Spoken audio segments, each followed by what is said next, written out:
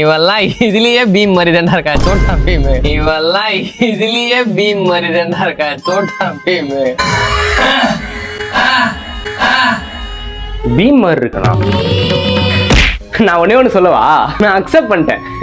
நான் சோட்டா பீம்னு அக்செப்ட் பண்ணிட்டேன். கோல்டு வேற வந்துச்சு.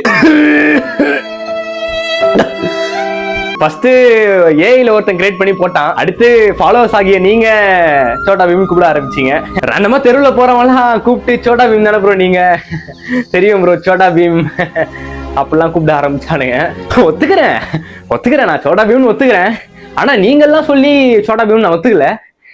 என்னை பெத்து வளர்த்த அம்மா அவங்களே சோட்டா பீம்னு கூப்பிடும் போது கூப்பிட்டாங்களே. பாருங்க அம்மா என்ன சொல்றாங்க. நீ வந்து பாருடா, நீ வந்து பாரு யார் வந்திருக்கான்னுட்டு.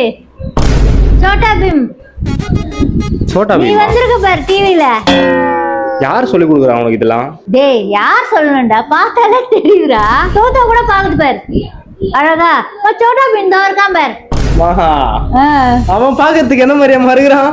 ஆமா நல்லா பாருமா, என் மூஞ்சி அவன் மூஞ்சி ஒரே மாதிரி இருக்கா. ஆமா குண்டு குண்டு தக்காளி, குண்டு குண்டு தக்காளி. உண்மையிலே சொல்லு, எல்லாரும் சொல்றாங்க யூடியூப்ல இன்ஸ்டாகிராம்ல சொல்றாங்கன்னு சொல்றேன். இல்லடா நிஜமாவே சொல்றேன், நீ சோட்டா பீம் மாதிரியே தான் இருக்க, எந்த ஒரு சேஞ்சஸுமே கிடையாது. லட்டு எப்படி சாப்பிடறான் பாரு, ஒரே வயத்து. நீ அன்னைக்கு ஆரஞ்சு பழம் எடுத்து வாயில போட்டி அது மாதிரி போடுறான் பாரு லட்டு. நீ சோட்டா பீம் மாதிரியே தான் இருக்க, எந்த ஒரு சேஞ்சஸுமே கிடையாது. நீ சோட்டா பீம் மாதிரியே தான் இருக்க, எந்த ஒரு சேஞ்சஸுமே கிடையாது.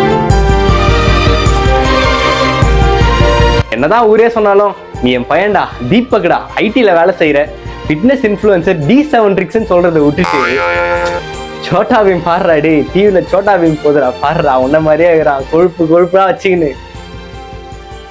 என்ன வீடியோ போட்டாலும் கமெண்ட்ல சோட்டா பீம் தான் அடிப்பீங்க. இந்த வீடியோக்கு சொல்லவா வேணும், அடிச்சு விடுங்க. என்ன பண்றது?